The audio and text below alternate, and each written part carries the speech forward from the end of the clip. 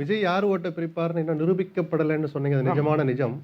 ஆனா, அவர பிடிக்காதவங்க கூட ஒரு 5% 15% வரைக்கும் வாங்குவாருன்னு நானும் சொல்றேன். பல பேரு சொல்றாங்க. அந்த 5% எங்க இருந்து வரப்போறாங்க? தெலுங்கானா, ஆந்திரா, கர்நாடகா, தமிழ்நாட்டுல இருந்து மத்த தானே கட்சியில சார். இருந்து தான் வரும். அப்போ இதுவரைக்கும் எல்லோருக்கும் ஓட்டு போட்டுக்கிட்டு இருந்தவங்க, 18 வயசை இப்போ தொட்டவன், யாருக்காவது போடலான்னு நெனைச்சிருந்தவன், இந்த மாரி நபர்கள் தான் அந்த 5லிருந்து 15% வரப்போறாங்கிற போது, பாதிப்பு எல்லோருக்குமே இருக்கும்.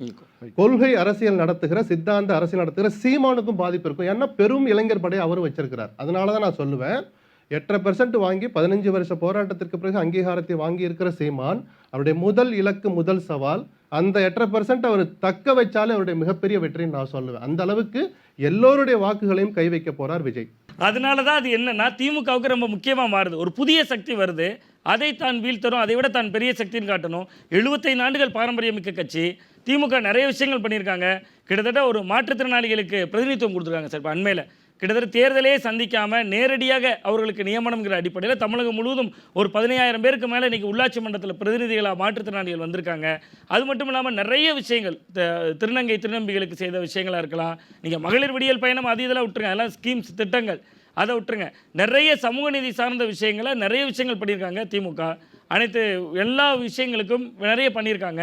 பட் அது எல்லாம் விட 75 ஆண்டுகள் கொண்ட அந்த கட்சியை 75 ஆண்டுகால பவள விழா அப்படின்னு அவங்க கொண்டாடிக்கிட்டு இருக்கிறப்ப பவள விழா பாப்பா அப்படின்னு விமர்சிக்கிறார் விஜய் அவர்கள். ஸோ அதுக்கு இல்லை நாங்கள் எவ்வளோ பெரிய வலிமை கொண்டவர்கள் அப்படிங்கிறத நிரூபிக்க வேண்டிய இடத்துல இந்த தேர்தல் திமுகவுக்கு மிக முக்கியம்.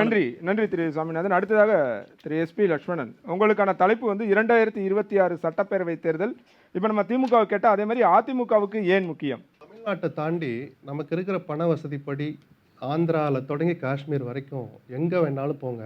பஸ்ஸுலையோ, ட்ரெயின்லையோ, ஃப்ளைட்லையோ இறங்கி ஏர்போர்ட் விட்டு வெளியில் வந்து, ரயில்வே ஸ்டேஷன் விட்டு வெளியில் வந்து, பஸ் ஸ்டாண்டு விட்டு வெளியில் வந்து, ஒரு கார் எடுத்துக்கிட்டு நகரப்பகுதிகளை தாண்டி கிராமங்களில் எவ்வளோ தூரம் வேணாலும் எங்கே வேணாலும் போங்க. இந்தியாவில் எந்த மாநிலத்துக்கும். தமிழ்நாட்டில் இருக்கிற உட்கட்டமைப்பை நீங்கள் வேறு எந்த மாநிலத்திலையும் பார்க்க முடியாது. அது ஸ்கூல் ஆகட்டும், ஹாஸ்பிட்டல் ஆகட்டும், ரோடு ஆகட்டும், அந்த கிராமத்துக்கு தேவையான அரசு கட்டடங்கள் ஆகட்டும், உட்கட்டமைப்பு இன்ஃப்ராஸ்ட்ரக்சர்னு சொல்கிறோம்ல, வேறு எந்த மாநிலத்திலையும் நீங்கள் பார்க்க முடியாது.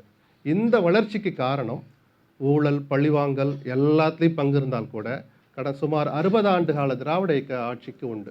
திமுக, அண்ணா திமுக என்கிற அந்த இரு பெரும் கட்சிகளுக்கு யாருக்கு வாக்களிக்க போகிறோம், யாரை ஆதரிக்க போகிறோம், யாரை வீட்டுக்கு அனுப்ப போகிறோம், அதெல்லாம் தனி. நம்ம தமிழ்நாடு இன்னைக்கு இந்தியாவில் வேறு எந்த இண்டெக்ஸை எடுத்துக்கிட்டாலும் டாப் 5 மாநிலங்களில் இருப்போம். ஊழல்னு எடுத்துக்கிட்டாலும் பட்டியலில் இடம்பெறுவோங்கிறது ஒரு சோகக்கதை, அது அப்புறம் பேசுவோம். அப்படிப்பட்ட தமிழ்நாட்டை அந்த கலைஞர், ஜெயலலிதா என்கிற இரு பெரும் ஆளுமைகள் மறைந்த போது என்ன ஆகுமோன்னு பயந்த ஒரு சிலரில் நானும் ஒருத்தன். ஏன்னா அந்த இயக்கங்கள் தமிழ்நாட்டினுடைய எதிர்கால வளர்ச்சிக்கு, எதிர்கால பாதுகாப்புக்கு ஒரு சில 10 ஆண்டுகளுக்காவது அதிமுகவும் திமுகவும் நல்லா இருக்கணும்னு நினைக்கிற ஒரு சில பத்திரிகையாளர்ல நானும் ஒருத்தன். சித்தாந்தமெல்லாம் அப்புறம், கொள்கையெல்லாம் வேற. ஏன்னா இன்னைக்கு அந்த அளவுக்கு மாநில உரிமைகளுக்கு ஆபத்து வந்திருக்கிற போது அந்த 2 இயக்கங்களுடைய பங்களிப்பை நினைச்சு பார்த்தோம்னா அந்த 2 இயக்கங்களுடைய இருப்பு எவ்வளோ அவசியம்னு பார்க்குறோம். அப்போ அந்த 2 தலைவர்கள் மறைந்த பிறகு, கலைஞர் மறைவுக்கு பிறகு திமுகவுடைய தலைமை பொறுப்புக்கு வந்த ஸ்டாலின் 3 பொதுத் தேர்தலை வெற்றிகரமாக நடத்தினார். அந்த கட்சியை கட்டுக்கோப்பாக வச்சிருக்கிறார். எதிர்காலம் என்னங்கிறது மக்கள் கையில், அந்த கட்சியினுடைய நிர்வாகிகளுடைய கைகளில் இருக்குது. அப்புறம் அதிமுக பார்த்தோம்னா ஜெயலலிதாவுடைய மறைவுக்கு பிறகு இந்த அதிமுகவுடைய கண்ட்ரோலை அதிமுகவில் இருக்கிற ஒரு சிலரே கொண்டு போய் அந்த சாவியை கொண்டு போய், பெட்டி சாவியை கொண்டு போய் பிஜேபி கையில் போய் கொடுத்தாங்க. அதனுடைய முதல் நபர் OPS தான். ஜெயலலிதாவுடைய மரணத்திற்கு பிறகு சுமார் 4.5 ஆண்டுகள் ஆட்சி அதிகாரம் இருந்ததுனால ரஜினிகாந்த் சொன்ன அந்த வெற்றிடம் அவ்வளவா வெளியில் தெரியல. அந்த ஜிலுஜிலுப்பிலேயே இருந்தாங்க. அதிமுகவுக்கே அந்த கட்சியை பற்றிய கவலை இல்லாத, புரியாத அளவுக்கு, அதை பற்றி கவலைப்படாத அளவுக்கு ஆட்சி அதிகாரம் அவங்கள ஒரு மிதப்பிலேயே வச்சிருந்தது. ஒரு முதல் டெஸ்ட் மாதிரி 2019 நாடாளுமன்ற தேர்தல் வந்தது. அதிமுக பிரிந்திருந்தது. அதை பற்றி எடப்பாடி கவலைப்படலை. ஆட்சி அதிகாரத்தில் இருக்கிறோன்னு நினைச்சார். ஆனாலும் படுதோல்வியை சந்தித்தார். சரி, அவருடைய ஆட்சியை தக்க வச்சிருக்கான ஒரு வாய்ப்பு 2021 வந்தது சட்டமன்ற தேர்தல். ஜெயலலிதா மறைந்த பிறகு நடக்கிற முதல் பொது தேர்தல். அதிமுக நிஜமாகவே பிளவுபட்டிருக்கு.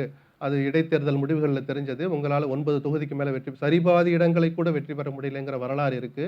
அதிமுக ஒற்றுமையாக இருக்கட்டும்னு எவ்வளோ பேர் சொன்னாங்க. ஆனாலும் தன்னம்பிக்கையோடு என்னால் 150 இடங்களில் வெற்றி பெற முடியும்னு சொன்னவர் எடப்பாடி. அந்த தன்னம்பிக்கை கணக்கு தப்பு கணக்காக போயிடுச்சுங்கிறது தேர்தல் முடிவுகள் காட்டுச்சு.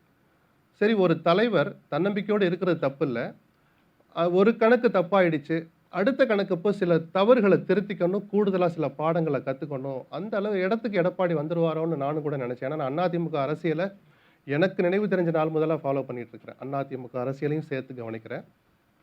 2024 தேர்தல் வந்தபோது ஒரு நல்ல முடிவை எடுப்பார், தவறுகளிலிருந்து பாடம் கற்பார்னு எதிர்பார்த்துக்கிட்டு இருந்த நேரத்தில் யாருமே எதிர்பார்க்காதது மாதிரி பிஜேபி கூட்டணி விட்டு வெளியில் வந்தார்.